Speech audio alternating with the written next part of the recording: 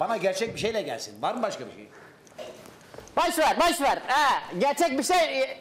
Nazon... Terkini yazar. Yani bazı zevçeso. Göreceğiz merak. Ero günah muvaletun avle mevokem. İnsala. Başefendi tarın, o çarıtın. Başefendi bu şapkasını yere vuruyor.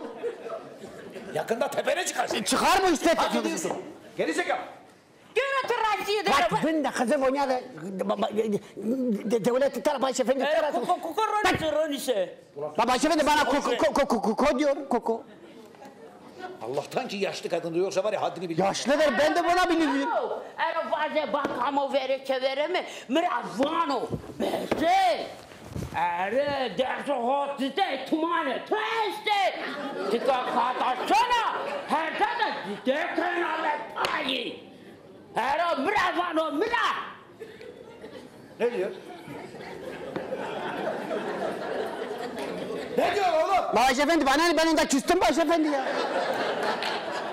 Oğlum küsersen nasıl anlayacağız bunu? Başefendi ama bana diyor sana gözünü boynuma koyuyor.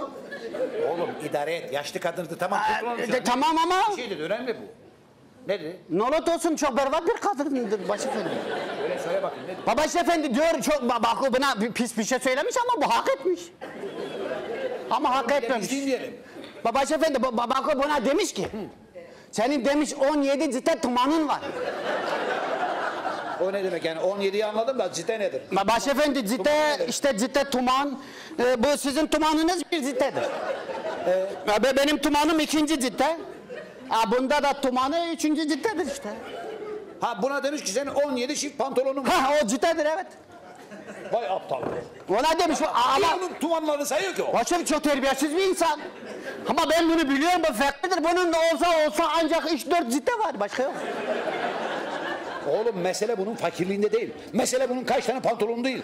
Ama onu yaptığı alçak. Çok alçaktır başefendi, yemin ederim çok alçaktır. Ama ben bu banyo yapınca bunun ciddesini sayacağım bunu. O tele asıyor böyle. Oğlum mesele o değil. Onu yapacağını o adamı takibe al. Onu takip yapacağım evet. Acaba gerçekten her gün bunun evine gelip sayıyor mu saymıyor mu? Görüyor bunu evinde her gün, niye sayıyor?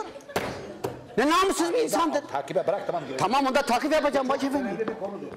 Devlet takibidir bende.